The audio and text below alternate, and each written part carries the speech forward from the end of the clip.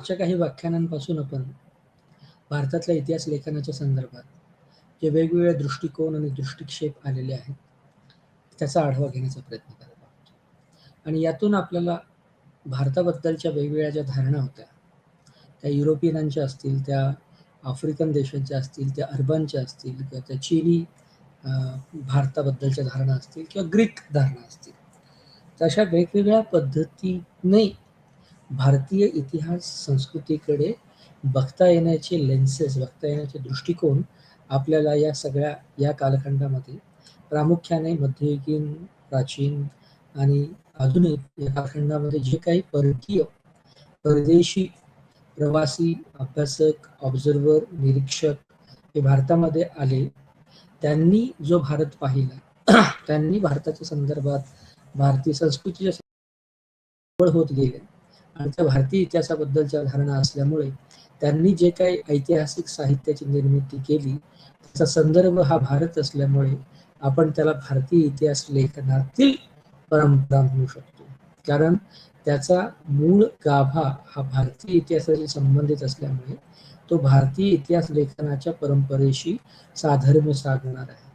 आणि दुसऱ्या बाजूला आपण भारतीय इतिहास लेखन हे इतिहास लेखनाची पद्धत आणि दुसऱ्या बाजूला इतिहास लेखनाचे स्रोत अशा दोन्ही अनुषंगाने या इतिहास लेखन शास्त्राच्या इतिहासाकडे बघू शकतो. त्यामुळे एका बाजूला जे काही या अभ्यासकांनी, तज्ज्ञांनी, निरीक्षकांनी भारताचा इतिहास समजून घेतला, त्याच्यातून त्यांची भारताच्या भूतकाळाबद्दलची धारणा त्या सगळ्या साहित्यातून प्रकट होत असल्यामुळे त्याला आपण आपल्या दृष्टिकोनातला भारतीय इतिहास लिहित असताना एक प्राथमिक स्रोत किंवा तत्कालीन स्रोत, इतिहासाचा स्रोत म्हणून सुद्धा या सगळ्या प्रवास वर्णनांकडे आणि जे काही प्रवासी, निरीक्षक, अभ्यासक ज्यांचा अभ्यास विषय हा भारतीय सभ्यता, संस्कृती राहिलेला आहे त्या साधनांकडे बघू शकतो. आणि त्यामुळे या प्रमुख हा जो काही मुख्य मुद्दा आहे की हा जो काही अँगल आहे याचं शीर्षक आहे इतरांनी पाहिलेला भारत. त्यामुळे ग्रीकांनी, चीनी लोकांनी, अरबांनी किंवा पर्शियन व्यापारी आणि अभ्यासक यांना कशा पद्धतीचा भारत दिसला, कशा पद्धतीच्या भारतीय समाजव्यवस्था दिसल्या आणि त्याच्यातून भारताबद्दलचं काय वेगळं तथ्य बाहेर येतं, खरं तर असा त्याचा संदर्भ आपल्याला लावता येऊ शकतो.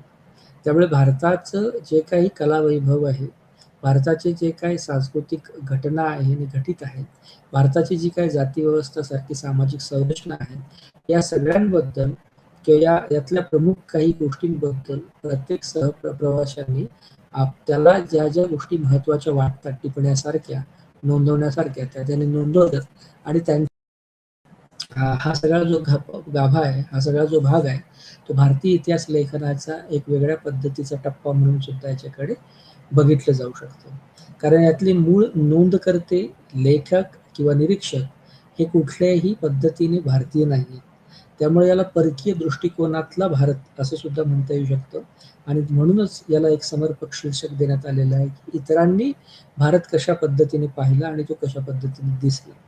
त्यामुळे एकदेशीय अभ्यासकांना, इतिहास अभ्यासकांना किंवा कुठल्याही निरीक्षकाला ज्या पद्धतीने भारतातल्या विविध गोष्टी, सामाजिक रचना याचं सामान्यीकरण झालेलं वाटू शकतं, तसं यांना वाटेलच असं नाही.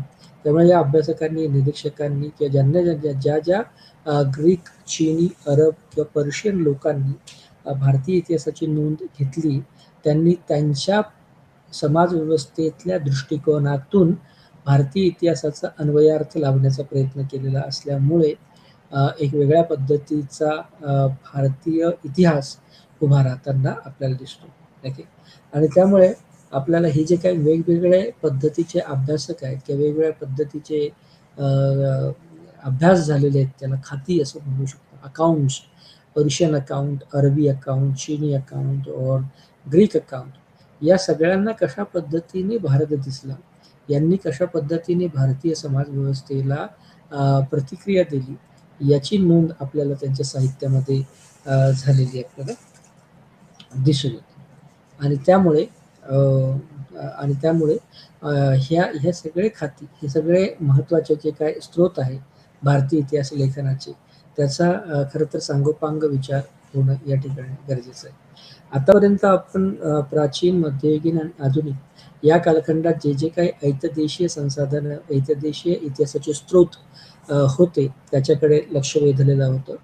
आणि त्याचबरोबर काही इतर स्रोत की ज्याचं मूळ उद्दिष्ट हे भारतीय इतिहास सांगणे किंवा कुठलाही इतिहासाची नोंद ठेवणे, जतन करणे किंवा संवर्धन करणे असं नसून तत्कालीन समाजव्यवस्थेच्या गरजेतून ते लिहिण्याचं धारिष्ट त्या लेखकांनी केलेलं आपल्याला दिसून येतं. त्यामुळे बऱ्याचशा ऐतिहासिक साहित्यामध्ये त्याचं मूळ उद्दिष्ट इतिहास सांगणे किंवा लिहिणे असं नव्हतं. परंतु त्याच्यामध्ये एक ऐतिहासविषयक अंतर्निहित जाणीव प्रस्थापित होती. त्या सगळ्या साहित्यामध्ये ही अंतर्निहित इतिहासविषयक जाणीव उपस्थित होती. म्हणजे काय होतं, तर भारतीय इतिहासाच्या संदर्भात भारतीय इतिहास रचताना पद्धतीशास्त्र म्हणून काटेकोर इतिहासाचं पद्धतीशास्त्र वापरलेलं नसलं, तरीसुद्धा कुठल्यातरी तिसरी बाजू समजावून सांगत असताना त्याच्यामध्ये एक इतिहासाची जाण प्रकट झालेली आपल्याला त्या साहित्यात दिसते आणि म्हणून याला इतिहासविषयक अंतर्निहित जाणीव म्हटलं गेलं, की ज्याला इंग्रजीमध्ये एम्बेडेड हिस्टॉरिकल कॉन्शियसनेस असं म्हटलं गेलेलं आहे. ती जाणीव जे जे काही साहित्य आतापर्यंत आपण बघितले त्याच्या वेगवेगळ्या वर्गवारीनुसार सामाजिक, आर्थिक, धार्मिक, दार्शनिक इत्यादी त्या सगळ्यांचं मुख्य उद्दिष्ट दार्शनिक, धार्मिक इत्यादी गरजा पूर्ण करणे किंवा तत्संबंधी शिकवणीचं ज्ञान देणे अशा पद्धतीचं मुख्य उद्दिष्ट त्या सगळ्या साहित्याच्या निर्मितीचं राहिलेलं आहे. परंतु अभ्यासक म्हणून इतिहास लेखन शास्त्रातल्या महत्त्वाच्या गोष्टींचं महत्त्व अधोरेखित करत असताना आपल्याला त्या साहित्यामध्ये एक इतिहासविषयक जाणीव त्या लेखकांनी बाळगलेली आपल्याला दिसून येते आणि त्या इतिहासविषयक जाणीवेतूनच एक वेगळ्या पद्धतीचा भारतीय इतिहास याचा एक सकल इतिहास लेखनाच्या दृष्टिकोनातून त्याचा उपयोग होऊ शकतो. खरं तर असा एवढा मोठा पट भारतीय इतिहास लेखन शास्त्राचा अभ्यास करताना आपल्याला दिसून येऊ शकतो. आणि हे जे काही समर्पक आणि समृद्ध असं साहित्य भारताच्या इतिहासाला समजून घेण्यासाठी तयार झालेलं आहे, की ज्याला ढोबळमानाने आपण ऐतिहासिक साहित्य असं म्हणतो. कारण त्याच्यामध्ये काही इतिहासविषयक संदर्भ दडलेले आहेत म्हणून ते ऐतिहासिक साहित्य आहे. परंतु ते ऐतिहासिक साहित्य असण्याबरोबरच त्याच्यामध्ये काही अत्यंत महत्त्वाचे तपशीलसुद्धा या या सगळ्या खात्यांमध्ये किंवा या सगळ्या साहित्यामध्ये उभे राहिलेले आपल्याला दिसून येतात. आणि त्यामुळे हे एक प्रत्युत्तर म्हणून भारतीय आणि प्रामुख्याने ज्याला राष्ट्रवादी इतिहासकार अशी शब्दयोजना किंवा अशी संकल्पना वापरलेली आहे. तर राष्ट्रवादी इतिहासकार या अंतर्निहित इतिहासविषयक जाणिवेला खरं तर युरोपियनांनी वसाहत कालखंडामध्ये जे काही भारतीय इतिहास लेखनाच्या संदर्भात आणि एकंदरीतच लेखनाच्या प्रक्रियेसंदर्भात आरोप केलेले होते, त्या आरोपाला प्रत्युत्तर म्हणून राष्ट्रवादी इतिहासकारांनी या सगळ्या इतिहासविषयक लेखनाकडे, इतिहासविषयक संसाधनांकडे आणि इतिहासविषयक स्रोतांकडे बघितलेलं आहे. याचा अर्थ त्यामध्ये दडलेले जे काही वेगवेगळे अन्वयार्थ आहेत, त्याबद्दल एकवाक्यता, एकमत जरी नसलं, तरी या तथ्यांबद्दल काही एक स्पष्ट भूमिका सगळ्या अभ्यासकांची दिसून येते, की शास्त्रोक्त इतिहास यामध्ये लिहिलेला नाहीये. शास्त्रोक्त इतिहास इथे नाहीये. परंतु इतिहासाचे वेगवेगळे कंगोरे, इतिहासविषयक जाणीव त्या ऐतिहासिक साहित्यामध्ये नक्कीच उपस्थित असल्याबद्दल कुणाचं दुमत नाहीये. आणि त्यामुळे आपण ह्या भारतीय आणि त्याचबरोबर परकीय इतिहास लेखन, की जे खरं तर भारतीय इतिहास लेखन या मुख्य शीर्षकाच्या अंतर्गतच येतं. तर त्या संदर्भात आपण काही परकीय अभ्यासकांची भारतीय इतिहासाबद्दलची आणि त्यांच्या भारताच्या भूतकाळाबद्दलच्या काय धारणा होत्या, या संदर्भातल्या काही गोष्टींचा उहापोह करणार आहोत. आतापर्यंत आपण प्रामुख्याने चीनी आणि ग्रीक हे जे 2 महत्त्वाचे परकीय अभ्यासक, प्रवासी, निरीक्षक होते, त्याच्या ज्या काही नोंदी होत्या आणि हे सगळे प्राथमिक साधनं म्हणून इतिहासाच्या याच्याकडे बघितलं गेलं. त्याचा थोडासा सांगोपांग अभ्यास आपण मागच्या काही व्याख्यानांमध्ये करणार आहोत. आज आपण त्यातला उर्वरित भाग आणि अरब आणि पर्शियन खाती किंवा अरबी लोकांनी भारताकडे कसं बघितलं आणि पर्शियन लोकांना भारतीय इतिहास आणि भारताचा भूतकाळ हा कशा पद्धतीने अवगत झाला, या संदर्भातल्या काही घटनांचा, काही गोष्टींचा आणि काही साहित्याचा उहापोह करणं खरं तर या व्याख्यानामध्ये अपेक्षित आहे. आणि त्यामुळे खरं तर अरब किंवा पर्शियन दृष्टिकोन आपल्याला कुठल्याही मौखिक साधनांमधून उपलब्ध झालेले नाही. तर भारताच्या इतिहासाविषयीच्या आणि भूतकाळाविषयीच्या धारणा त्यांच्या साहित्यामध्ये ज्या पद्धतीने प्रकट झाल्या, त्याद्वारे आपण त्यांना भारत कसा दिसला याचं विश्लेषण करू शकतो. आणि त्यामुळे आपल्याला या पद्धतीने वेगवेगळ्या पद्धतीच्या भारताबद्दलच्या ग्रीक, चीनी या सगळ्यांच्या ज्या धारणा आहेत, त्या नेमक्या काय होत्या, कशा होत्या, त्या आपल्याला उघडून येतील. आतापर्यंत खरं तर हा अत्यंत खोलात आणि याचे वेगवेगळे कंगोरे असल्यामुळे आपण वेगवेगळ्या पद्धतीने या विषयाच्या अनुषंगाने चर्चा केलेली आहे. त्यामुळे आधुनिक कालखंडामध्ये आणि प्राचीन कालखंडापासून सुद्धा या प्रक्रियेमध्ये वेगवेगळे म्हणजे परकीय लोक हे धर्मांतरित लोक म्हणून त्यांना अस्मिता मिळाली, किंवा यात्रेकरू म्हणून ते आले, किंवा विशिष्ट राजवटीचे राजदूत म्हणून ते होते. सेनापती, सैनिक, व्यापारी, स्थलांतरी इत्यादी अस्मितेच्या अनुषंगाने ही परकीय मंडळी भारतामध्ये आणि या विशिष्ट भूभागामध्ये स्थायिक झालेले आपल्याला दिसून येतात. आणि त्यांचे जे काही स्थायिक होण्याच्या संदर्भातले अनुभव आहेत, सुरुवातीच्या काळातले ऐतदेशी राजवटीशी असलेले संघर्ष आणि ताणेबाणे आहेत, त्या सगळ्यांचं संस्मरण किंवा स्मरणिका त्यांनी नंतरच्या काळामध्ये प्रकाशित केलेल्या आपल्याला दिसून येतात. आणि त्यामुळे त्यांनी भारताबद्दल कसा विचार केला, त्यांच्या भारतीय भूतकाळाबद्दलच्या धारणा नेमक्या काय होत्या, याचा उहापोह आपल्याला होतो. अर्थात ही जी काही स्मरणं त्यांनी लिहिलेली आहेत, ती थोडीशी स्मरणरंजनच असल्यामुळे त्यामध्ये थोडीशी विश्वासार्हतेचा कमतरता, परंतु अतिशयोक्ती, खोटेपणा, कल्पनारम्यता अशा सगळ्याच बाबींना स्थान असलेलं आपल्याला दिसून येतं. परंतु या सगळ्यांमध्ये महत्त्वाचं काय, तर प्राचीन भारतापासून मध्ययुगीन आधुनिक भारतापर्यंत वेगवेगळ्या पद्धतीचे यात्रेकरू, राजदूत, सेनानी, सैनिक, व्यापारी हे भारत भेटीला आलेले होते. आणि त्यांनी पाहिलेला भारत याची विशिष्ट पद्धतीची नोंद करून त्यांनी त्यांची ट्रॅव्हल लॉग्स किंवा प्रवास वर्णनं सुद्धा प्रकाशित केलेली आहेत, किंवा त्यांना दिसलेल्या सत्यस्थितीवर, त्यांच्या दृष्टिकोनातून घडलेल्या बाबींवर त्यांनी लिखित स्वरूपामध्ये प्रतिसाद दिलेला आपल्याला दिसून येतो. म्हणजे उदाहरण घ्यायचं तर ग्रीक, अरब, चीन या सगळ्या मंडळींनी एक विस्तृत लेखन भारतीय इतिहासाच्या संदर्भात आणि भारतीय इतिहास लेखनाच्या अनुषंगाने केलेलं आहे. समजा उदाहरणार्थ ग्रीकांचं उदाहरण जर घ्यायचं आपल्याला झालं, तर एरियन इंडिक ह्या एक महत्त्वाचं लेखन हे ग्रीक लेखनाच्या शीर्षकाच्या अंतर्गत सापडतं, की ज्यामध्ये अलेक्झांडरने ज्या मोहिमा आखलेल्या होत्या, त्याच्यासोबत जी लोक गेली होती, त्यांनी जी माहिती मिळवली त्याचं चित्रण आपल्याला एरियन इंडक या पद्धतीच्या साहित्यामध्ये, ऐतिहासिक साहित्यामध्ये मिळतं. त्यामुळे या एरियन इंडकचं महत्त्व काय, की याच्यामध्ये ग्रीक दृष्टिकोन, भारतीय इतिहासाच्या संदर्भातला दृष्टी, अलेक्झांडर सोबतच्या ज्या मोहिमा झाल्या त्यासोबत जे लोक होते ते वैतदेशी असो नाही तर कुणी असो, परंतु त्यांच्याकडची माहिती जेव्हा ग्रीक लोक नोंदवत होते, तेव्हा त्या नोंदीमध्ये ग्रीकांचा एक दृष्टिकोन या सगळ्या प्रक्रियेमध्ये तयार होत असताना आपल्याला दिसतो. किंवा 18व्या शतकामध्ये खरं तर सर विल्यम जोन्स यांनी भाषाशास्त्राच्या दृष्टिकोनातून आणि इतर बाबीतून अत्यंत महत्त्वाचं काम केलेलं आहे. त्याच्या साहित्यामध्ये सुद्धा चंद्रगुप्त, सम्राट मौर्य याच्या कालखंडासंबंधात वेगवेगळ्या तारखा उपलब्ध आहेत. आणि खरं तर सर विल्यम जोन्स यांच्या साहित्यामध्येच खरं तर चंद्रगुप्त मौर्य सिंहासनावर बसल्याची तारीख ही खरं तर 322 BCE इसवी सन पूर्व अशी निश्चित करण्यात आलेली आहे. आणि त्याचबरोबर वेगवेगळ्या पद्धतीचे दूत हे या कालखंडातलं जे काही पाटलीपुत्र नावाचं शहर होतं, त्यामध्ये ग्रीकांनी पाठवल्याची उदाहरणं आहेत. त्यामुळे मौर्य, चंद्रगुप्त मौर्य यांचा इतिहास, अलेक्झांडरच्या मोहिमा या सगळ्यांवर एक वेगळ्या पद्धतीचा कटाक्ष आणि दृष्टिकोन आपल्याला ग्रीक, चीन आणि अरबी लोक यांच्या दृष्टिकोनातून दिसतो. म्हणजे ग्रीकांचे जे राज्यकर्ते होते त्यांनी त्यांचे प्रतिनिधी खरं तर या कालखंडामध्ये पाटलीपुत्र, की जे वर्तमान संदर्भात बिहार या राज्यामध्ये येतं, त्यामध्ये त्यांचे प्रतिनिधी पाठवले होते, की जे मेगास्थेनिस, डिमास्चस, डायनोसियस इत्यादी इत्यादी म्हणून या नावाने ओळखलं जातं.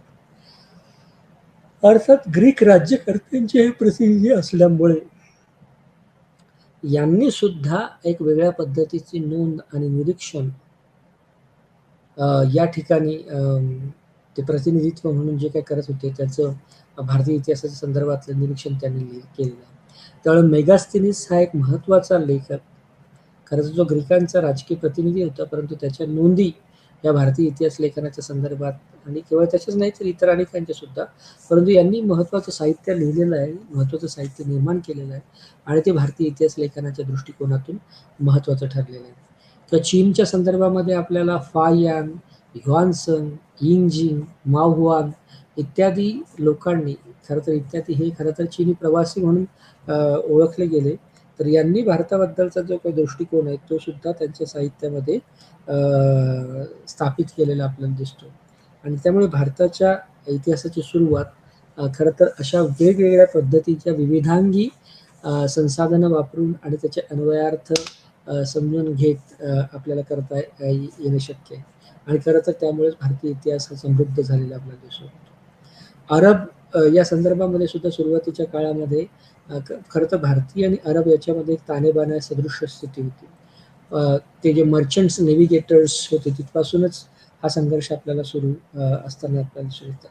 परंतु भारतामध्ये अरब किंवा इस्लामिक संस्कृती याची सुरुवात सुद्धा एका वेगळ्या पद्धतीच्या स्थलांतराने झालेली आपल्याला दिसून येते आणि या अरबी साहित्यामध्ये भारताच्या संदर्भात वेगवेगळ्या पद्धतीचे समुद्रकिनारे, शहरी ठिकाणं, विशेषतः मलबार, मोपलास इत्यादी प्रदेशांचे उल्लेख येतात किंवा गुजरातमधून काही जे अरबी लोक भारतामध्ये आले त्यांच्या माध्यमातून जी काही इस्लामीकरणाची प्रक्रिया तयार होते त्याच्या संदर्भात मधले सुद्धा हे अरबी साहित्य अरबी भारतीय इतिहास लेखनाचं साहित्य हे एक वेगळ्या पद्धतीने दिशानिर्देश करतात.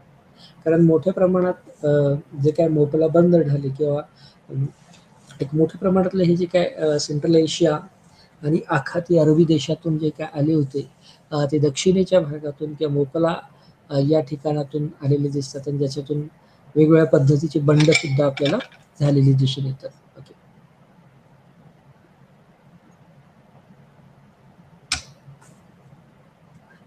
तर भारतीय संस्कृतीमध्ये अरेबी, युरोपियन, ग्रीक, पर्शियन या सगळ्यांनी इतिहास लेखनामध्ये महत्त्वाची भूमिका या सगळ्या मंडळींची राहिलेली आहे. अर्थात ग्रीकांच्या बऱ्याचशा बाबी आपण मागच्या व्याख्यानामध्ये चर्चा केलेल्या असल्यामुळे फक्त आपण त्यातल्या ओझरता उल्लेख करणार आहोत.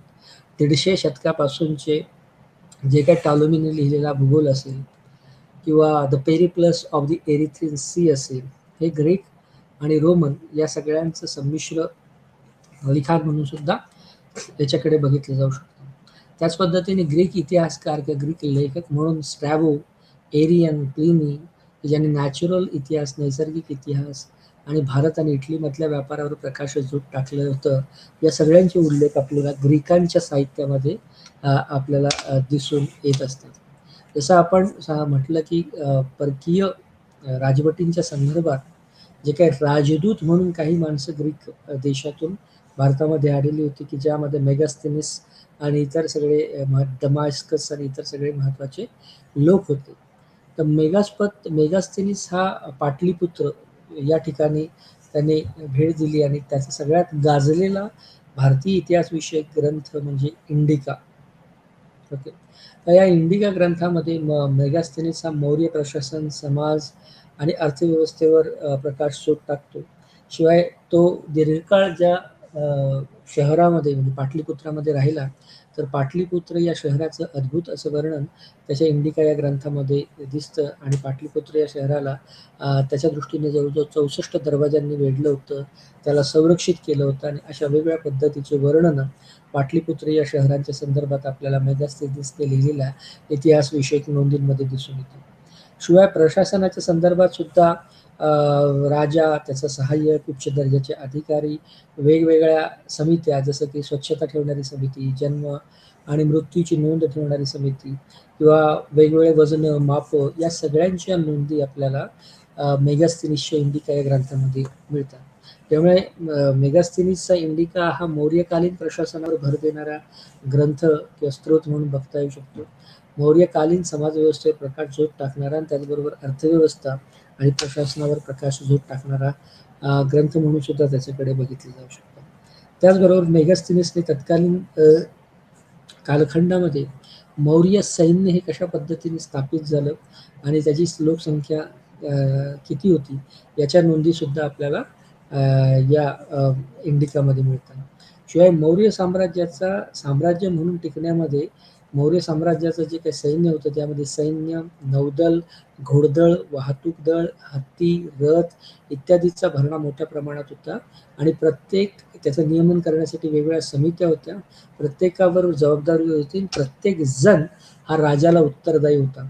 अशा पद्धतीचा सैन्य प्रशासन असल्यामुळे सुद्धा मौर्य साम्राज्य हे दीर्घकाळ भारतीय समाजव्यवस्थेमध्ये टिकले. किंवा व्यापार आणि वाणिज्याच्या क्षेत्रामध्ये सुद्धा इंडिका ग्रंथ आपल्याला बिहार, पाटलीपुत्र या ठिकाणच्या व्यापारविषयक आणि विषयक बाबींवर प्रकाशझोत टाकणार दिसतं. ओके. म्हणजे त्यानुसार नियंत्रक, वाणिज्य व्यवस्थापक की ज्याला इंडिकामध्ये पन्नाध्यक्ष म्हटलेलं आहे. ओके. किंवा मौर्य कालखंडामध्ये उत्तर आणि दक्षिण या भौगोलिक प्रदेशामध्ये कशा पद्धतीचे व्यापारी संबंध होते याची चर्चा सुद्धा आपल्याला मेगास्थनीसने लिहिलेल्या इंडिकामध्ये मिळते. भारतीय समाज व्यवस्थेच्या आणि पर्यायी जाती व्यवस्थेच्या संदर्भात सुद्धा प्रकाशझोत आपल्याला मेगास्थनीसने लिहिलेल्या इंडिकामध्ये मिळतो.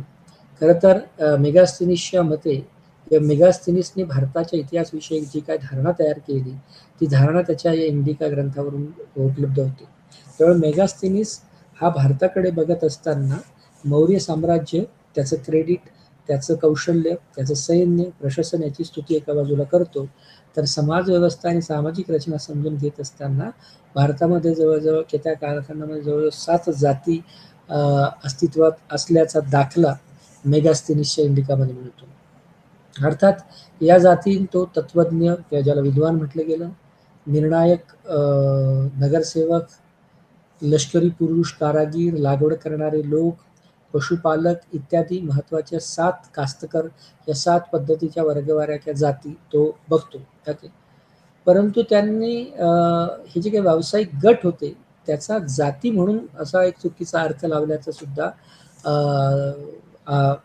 नोंद आढळते. शिवाय मेगास्थनीचं जे निरीक्षण होतं भारताच्या संदर्भातलं त्याच्या मते इथे गुलाम नव्हतं. म्हणजे जातीव्यवस्था होती, त्याच्या काही ढोबळमानाने 7 व्यावसायिक गट होते की ज्याला तो साथी समजत होता. परंतु जे कौटिल्याच्या अर्थशास्त्रामध्ये सुद्धा जी नोंद आहे की भारतीय समाजव्यवस्थेमध्ये गुलामी नव्हती.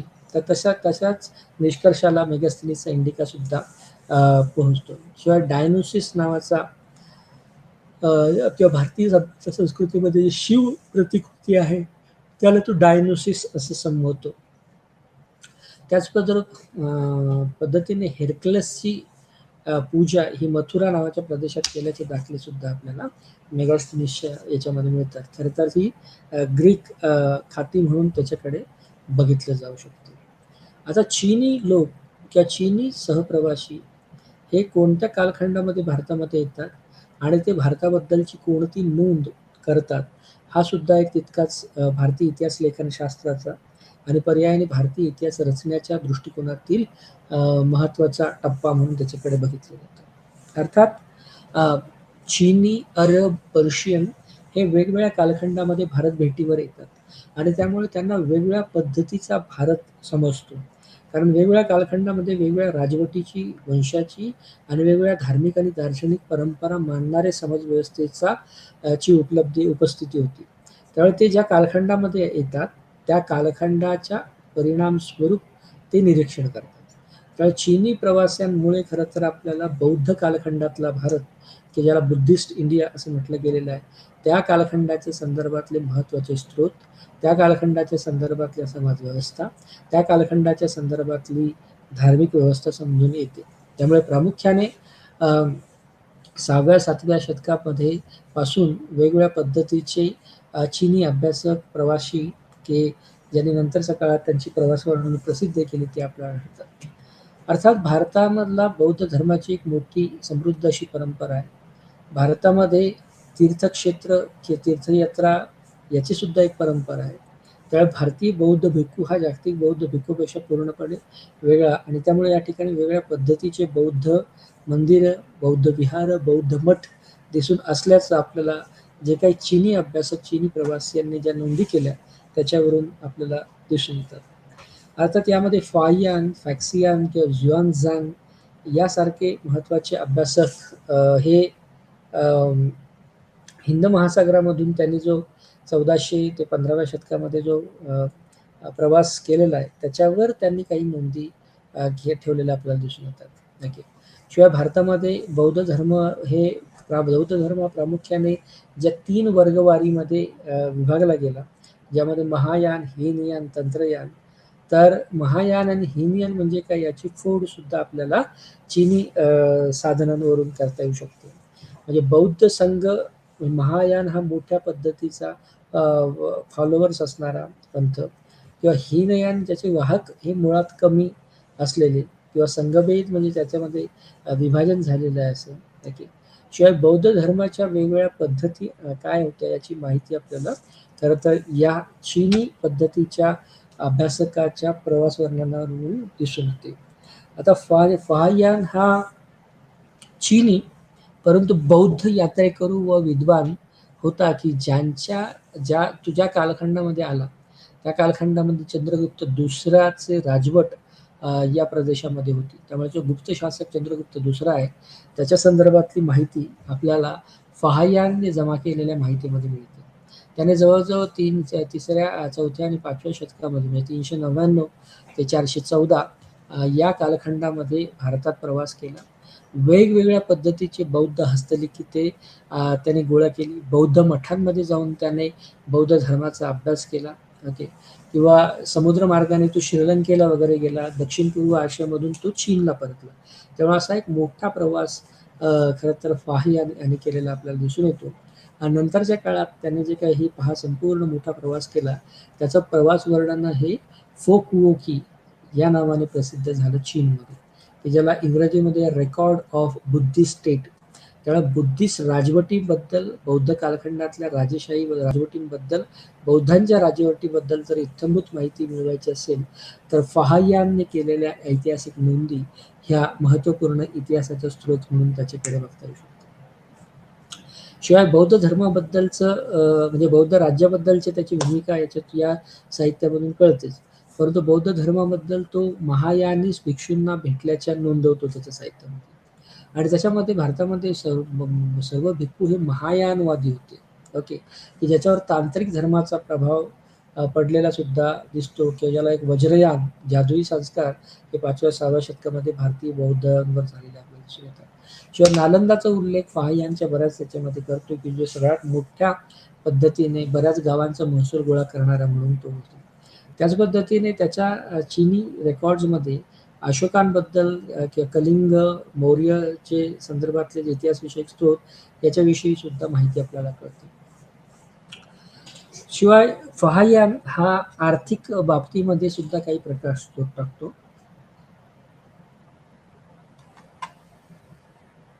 राजकीय बाबतीवर टाकतो. त्यामुळे राजकारण, अर्थकारण आणि समाज याच्याबद्दलच्या धारणा सुद्धा या चीनी अकाउंट्सवरून दिसून येतात. म्हणजे गुप्त काळापासून सुरू असलेल्या सरंजामशाही, त्याच्यामध्ये तयार झालेलं ब्राह्मण पुरोहितांचं वेगवेगळे जे मठ होते ते गुप्त कालखंडामध्ये ज्या काही ब्राह्मणांना देणग्या देणं, जमीन ही दान देण्याची जी प्रक्रिया सुरू झाली होती त्याचे उल्लेख आपल्याला या साहित्यामध्ये मिळतात. की आणि त्यामुळे एक मोठ्या संपत्तीचं संचयन हे ब्राह्मण पुरोहितांकडे व्हायला लागलं की ज्याच्यातून सुसज्ज घरं, शेतात बागा वगैरे अशा शेती बागा अशा पद्धतीचं भांडवलाचं संचयन ब्राह्मण पुरोहितांकडे आणि मठांकडे झाल्याचं निष्कर्ष आपल्याला याद्वारे काढता येतो. ओके. त्याचबरोबर ज्यांना उत्पन्नाचा एकही भाग नाही, ओके, त्याचं सुद्धा त्या अशा पद्धतीच्या बाबी सुद्धा आपल्याला या ठिकाणी दिसून येतं. ठीक आहे.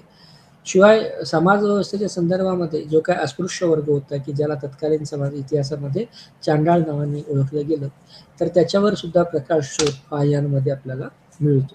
शिवाय युआनसंग हा एक दुसरा चीनी अभ्यासक आहे की ज्याने नालंदा येथे बौद्ध धर्माची माहिती तो घेतो आणि त्याच्यातून नालंदा विद्यापीठाची महती खरं तर त्याला कळते. आणि त्याच्या साहित्यामध्ये हर्षवर्धनाचा कालखंड, त्यातले धार्मिक पंथ, की जे पेक्षा अधिक विस्तृत आणि वस्तुस्थितीनुसार समृद्ध आणि प्रामाणिक असं अकाउंट्स किंवा खाते आहेत, त्याचे उल्लेख आपल्याला ह्युआनसांगच्या साहित्यामध्ये मिळतो. ओके. आणि ह्युआनसांग हा वेगवेगळ्या स्तूपांचे वर्णन, बौद्ध स्तूप जे होते त्याचं वर्णन करताना आपल्याला दिसतो. शिवाय याच्या ह्युआनसांगच्या साहित्याच्या आधारे त्याच्यामध्ये ज्या नोंदवलेल्या गोष्टी आहेत त्याच्यामध्ये बौद्ध धर्म हा जवळजवळ 18 पंथांमध्ये विभागला गेला होता. ओके. नालंदाला त्याने अभ्यास केला आणि त्याच्या काळातील सर्वात लोकप्रिय आणि प्रख्यात बौद्ध केंद्र म्हणून नालंदाची नोंद ह्युआनसांग करतो. ओके. शिवाय हर्षवर्धनाच्या कालखंडामध्ये बौद्ध धर्माचं संरक्षण मोठ्या प्रमाणात झाल्याचे दाखले सुद्धा आपल्याला या चीनी प्रवासी किंवा चीनी अकाउंट्सवरून मिळाल्याचं सिद्ध होतं. शिवाय हर्षवर्धन हा धर्म आणि नंतरच्या कालखंडामध्ये बौद्धिक अनुसरणाकडे वळल्याचा दाखला आपल्याला ह्युआनसांगच्या साहित्यावरून होतो. शिवाय असेंब्ली म्हणजे ज्या पद्धतीची राजकीय प्रणाली होती त्याची सुद्धा महत्त्वाचं नोंद किंवा प्रवास वर्णन ह्युआनसांग करतो. त्याच्यामध्ये असेंब्लीचं वेगवेगळे प्रदर्शन हे ह्युआनसांगचं साहित्य प्रदान करतं. म्हणजे प्रत्येक 1000 लोकांना उपस्थित राहण्यासाठी एक हॉल असल्याचं, त्याच्या मध्यभागी एक भव्य टावर असल्याचं, की ज्याला सोन्याचं चिन्ह असलेलं असं काहीतरी प्रतीक असल्याचं दाखला आपल्याला या ह्युआनसांगच्या लिखाणामध्ये मिळतं. ओके. त्याचबरोबर ह्युआनसांग हा प्रमाणे इतर जे काही त्याचे गुणवैशिष्ट्य होते त्याची चर्चा सुद्धा आपल्याला करताना दिसतात. त्याच पद्धतीने सामंती समाज व्यवस्थेमध्ये पाटलीपुत्र, वैशाली हे कशा पद्धतीचे सामंती राज्य किंवा कनौज की जे हर्षाची राजधानी म्हणून होते याचे दाखले सुद्धा आपल्याला या ठिकाणी मिळतात. शिवाय महसूल गोळा करून महसुलाचं विपणन हे कशा पद्धतीने केलं गेलं, त्याचे कोणकोणत्या वर्गवारी होत्या त्याचे उल्लेख सुद्धा आपल्याला या ह्युआनसांगच्या याच्यातून दिसतात, की ज्यामध्ये प्रथम राजाच्या खर्चासाठी महसूल वापरला जातो, नंतर तो आश्रय देणाऱ्या विद्वानांना काही दिला जातो, वेगवेगळे जे अधिकारी होते त्याची देखभाल आणि देणगी सदृश महसूल खर्च केला जातो, किंवा सार्वजनिक सेवक किंवा धार्मिक हेतूंसाठी सुद्धा महसुलाचा खर्च केल्याचे दाखले आपल्याला मिळतात. त्याचबरोबर शूद्रांबद्दलच्या टीपा, शेतकऱ्यांबद्दलची माहिती किंवा जल्लाद सारख्या बाबी ह्या आपल्याला जाती व्यवस्थेवर प्रकाश टाकणाऱ्या याच्यात मिळतात. आता अरबी ही जे अकाउंट आहे तर अरबी अकाउंट सुद्धा महत्त्वाचं आहे, की ज्याच्यातून वेगळ्या पद्धतीच्या भारताच्या भूतकाळाबद्दलच्या धारणा अरबी लोकांच्या दृष्टिकोनातून आपल्याला समजतात. अनुवाद बऱ्याचशा गोष्टींचा आपल्याला अरबीमध्ये आढळतो, ज्यामध्ये ग्रीक आणि भारतीय अभिजात भाषेचं अरबीमध्ये अनुवादित साहित्य आपल्याला दिसतं, की जे बैतुल अब्बासीद खलिफांचा हिकमा या नावाने ओळखलं जातं. शिवाय हिंदू धर्म, विज्ञान याबद्दलची माहिती सुद्धा आपल्याला अरबी साहित्यामध्ये मिळते. ओके. आता माहिती संकलनासाठी अब्बासीद वजीर यहा बर्माकी याचे दाखले किंवा याचा आधार आपल्याला घेतलेला दिसतो. आणि या सगळ्यातून काय तयार होतं, तर या सगळ्यातून अरबी प्रवास वर्णन, अरबी प्रवास लेखन, भौगोलिक आणि ऐतिहासिक लेखाजोखा आपल्याला दिसून येतो. अर्थात दक्षिण आशियाच्या सुरुवातीची जी अरब धारणा आहे अरबांची, ती नेमकी काय होती, तर त्याचे दाखले सुद्धा आपल्याला याच्यातून मिळतात अशा प्रकारच्या साहित्यातून. अर्थात बालाधुरी, की जे बगदादमधला जो बालाधुरी होता, की जो नदीम अब्बासीद खलिफा अल मुत्तावकिलचा या नावाने ओळखला जातो, त्याचं प्रारंभिक लेखन की जे बलाधुरी नावाने ओळखलं जातं, त्याच्यातून दक्षिण आशियाबद्दलच्या धारणा स्पष्ट होतात. खरं तर यांनी भारताला कधीही भेट दिली नाही, त्यामुळे सिंधूवरील अरबाचा विजय मुख्यत्वे अल मदाईनवर आधारित असल्याचे उल्लेख आपल्याला अरबी साधनांमधून मिळतात. ओके. शिवाय याने जे काम केलं ते फुतू अल बुलदान, की जे अरब शक्तीची निर्मिती आणि युद्धांचा इतिहास अशा अर्थ त्याचा काढला जाऊ शकतो. सुरुवातीच्या कालखंडामधलं जे काही अरबी साहित्य होतं ते सांप्रदायिक सौहार्द, त्याचबरोबर भारतातील मुस्लिमांचा आदर, शिवाय संपत्ती, व्यापार, मसाल्याचे पदार्थ, दुर्गंधीयुक्त जंगले आणि कापड अशा पद्धतीच्या वेगवेगळ्या विषयांना स्पर्श करणारं अरबी साहित्य या कालखंडातलं आहे.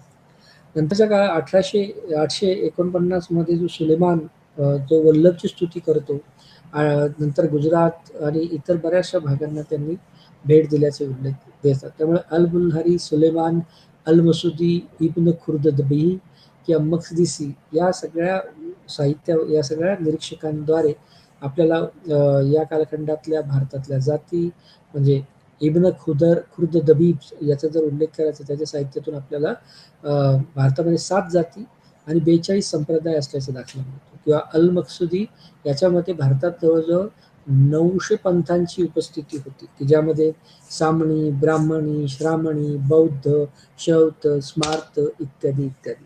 त्यामुळे याच्यातून एक वेगळ्या पद्धतीचा ऐतिहासिक दृष्टिकोन आणि इतिहास विषयक दाखला मिळतो की ज्यामध्ये खरं तर अरबी दृष्टिकोन हा सुद्धा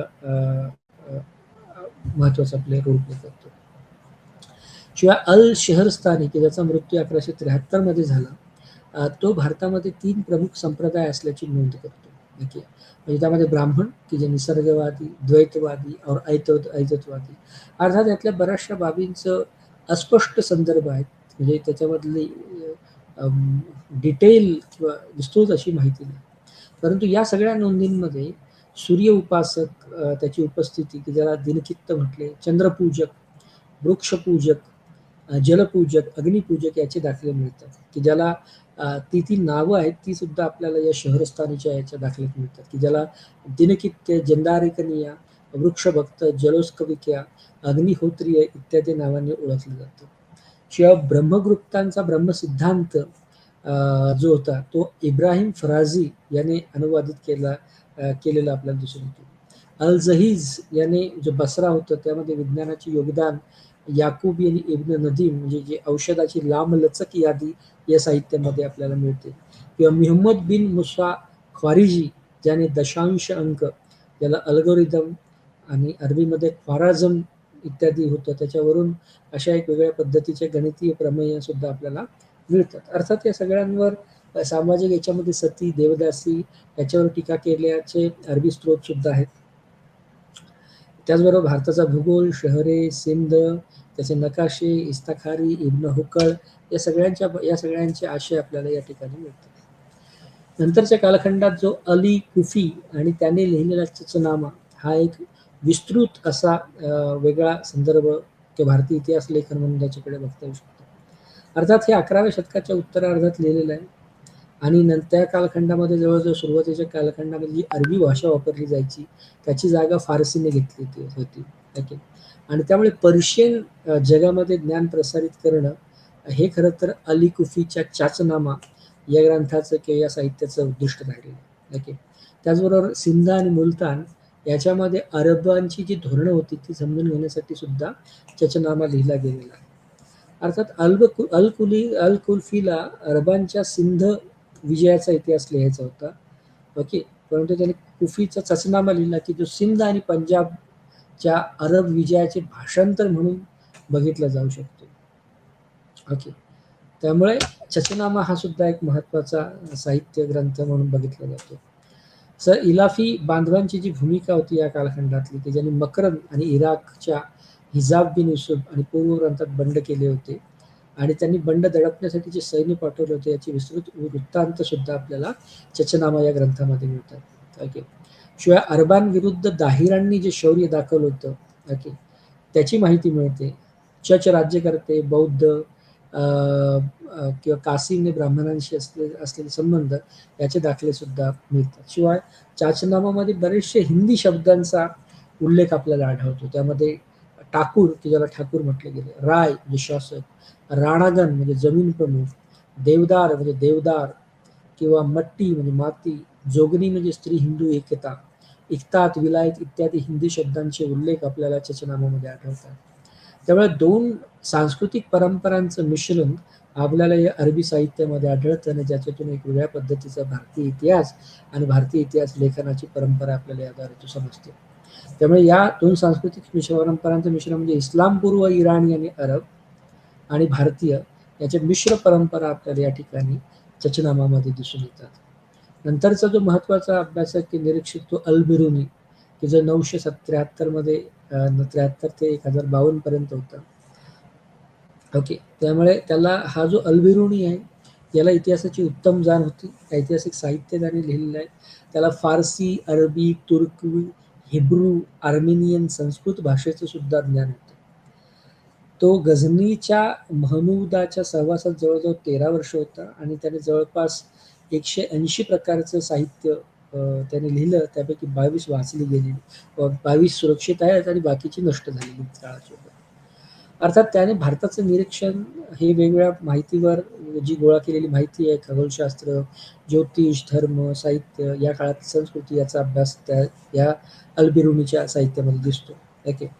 त्याचबरोबर त्यांनी बऱ्याचशा संस्कृत ग्रंथांचं अरबी भाषांतर केलेलं आपल्याला दिसून येतं आणि काही अरबी ग्रंथ हे संस्कृतमध्ये सुद्धा आहेत. उदाहरणार्थ तारीख-ए-हिंद, किताब-अल-हिंद किंवा किंवा प्रदूषणाच्या किंवा वेगवेगळ्या कालखंडामध्ये जे काही ब्राह्मणांनी प्रदूषण आहे त्याच्या कीर्तनेवर सुद्धा टीका आपल्याला या काळखंडात झाली दिसून येते. इब्न बतूता, की ज्याला एक धर्मशास्त्रज्ञ किंवा भारतीय टपाल प्रणालीचा तपशील आपल्याला इब्न बतूतामध्ये मिळतो. यामध्ये इस्लामविषयक धर्मशास्त्रीय चौकट, सैनिकाच्या भरतीचे तपशील, लष्करी किल्ले, प्रशासकीय यंत्रणा, न्यायालयीन कामकाज, भारतीय टाकसाळ याची माहिती सुद्धा आपल्याला या कालखंडामध्ये मिळते. आज आपण